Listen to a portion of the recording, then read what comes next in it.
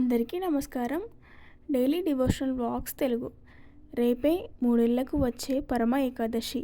వ్రతం, లాభం, విధానం, మంత్రాలతో పాటు అపార ధనలాభం కోసం చేయాల్సిన 3 పరిహారాల గురించి, అలాగే తేదీ, తిథి, ఉపవాసం ఎప్పుడు విరమించాలి, ఈ వ్రతం ఎందుకు శక్తివంతమైనది, ఈరోజు ఏం చదువుకోవాలి, ఐశ్వర్యం కలగాలంటే ఈ పరిహారాలను పాటించండి. వీటన్నింటి గురించి ఇప్పుడు ఈ వీడియోలో తెలుసుకుందాం. వీడియో నచ్చితే లైక్ చేయండి, షేర్ చేయండి, అలాగే సబ్స్క్రైబ్ చేసుకోవడం మాత్రం మర్చిపోకండి. అధిక మాసంలో వచ్చే పరమ ఏకాదశి విశిష్టత, పూజా ముహూర్తం, ఉపవాస సమయాలు తెలుసుకుందాం. ఈరోజు లక్ష్మీనారాయణుల అనుగ్రహం కోసం చేయాల్సిన కొన్ని ప్రత్యేక పరిహారాలు ఉన్నాయి. అధిక మాసం చాలా విశేషమైనది. అలాగే మన హిందూ సంప్రదాయంలో వచ్చే ప్రతి తిథికి ఎంతో ప్రాధాన్యత ఉంటుంది. ముఖ్యంగా ఏకాదశికి ఎంతో ప్రాముఖ్యత ఉంది. 3 ఏళ్లకు ఒకసారి వచ్చే అధిక మాసంలో ఏకాదశి ఇంకా విశేషమైనదని చెప్పవచ్చు.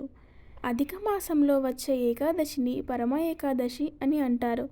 ఇది చాలా పవిత్రమైన ఏకాదశి. విష్ణువుకు ఎంతో ఇష్టమైన ఈ తిథి. ఈ మాసంలో శ్రద్ధాభక్తులతో ఉపవాసం ఉండి ఆరాధిస్తే సకల పాపాలు తొలగిపోయి సంతోషంగా ఉండొచ్చు. మానసిక ప్రశాంతత కూడా కలుగుతుంది. ఆధ్యాత్మిక పురోగతిని కూడా పొందవచ్చు. మహాయజ్ఞాలు చేయడం వల్ల ఎంత పుణ్యం వస్తుందో ఈ ఏకాదశి ఉపవాసం ఉంటే అంతే పుణ్యం లభిస్తుంది.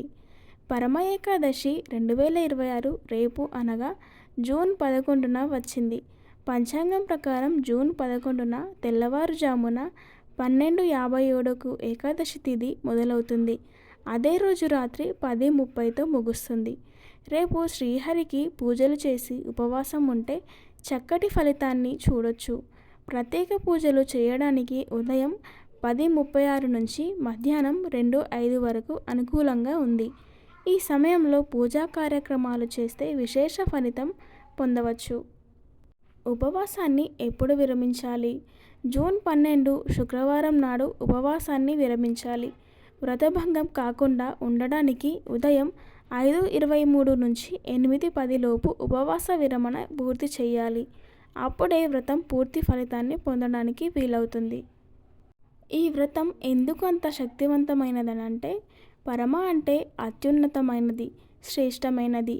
పురాణాల ప్రకారం ఈరోజు మహావిష్ణువును, లక్ష్మీదేవిని ఆరాధించడం వలన సకల సంతోషాలు కలుగుతాయి, ఐశ్వర్యం కూడా లభిస్తుంది.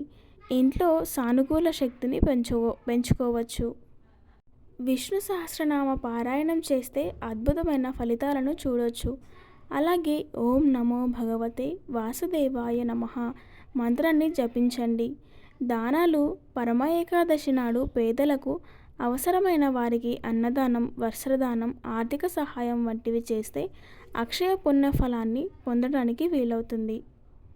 ఐశ్వర్యం కలగాలంటే ఈ పరిహారాలను పాటించండి. 11 గవ్వలు. పూజ చేసేటప్పుడు 11 గవ్వలు లేదా నాణేలను పసుపు వస్త్రంలో చుట్టి దేవుడి పీఠం దగ్గర పెట్టండి. పూజా కార్యక్రమాలు పూర్తయ్యాక ఆ మూటను డబ్బులు దాచుకునే చోట భద్రపరచండి. ఇలా చేయడం వల్ల ఆర్థిక సమస్యల నుంచి బయటపడవచ్చు. లక్ష్మీదేవికి కీర్ సమర్పించండి. మఖానా లేదా సగ్గుబియ్యంతో కీర్ చేసి లక్ష్మీదేవికి సమర్పించండి. నైవేద్యం పెట్టాక కుటుంబ సభ్యులందరికీ ప్రసాదాన్ని పంచిపెట్టండి.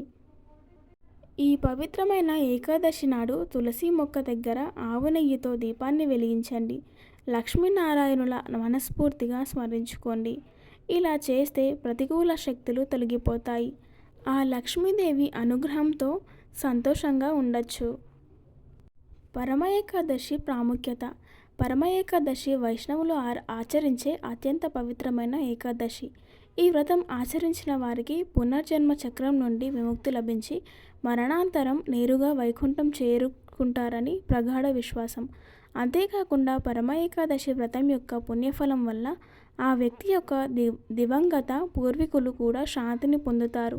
హిందూ గాథల ప్రకారం ఒకప్పుడు కుబేరుడు ఈ వ్రతాన్ని ఆచరించగా ఆయన్ను విష్ణుమూర్తి సంపదకు అధిపతిగా నియమించారు. పరమ ఏకాదశి వ్రతానికి ఉన్న శక్తి ఏమిటంటే, ఇది ఆచరించే వారి జీవితం నుండి పేదరికాన్ని పూర్తిగా నిర్మూలించగలదు.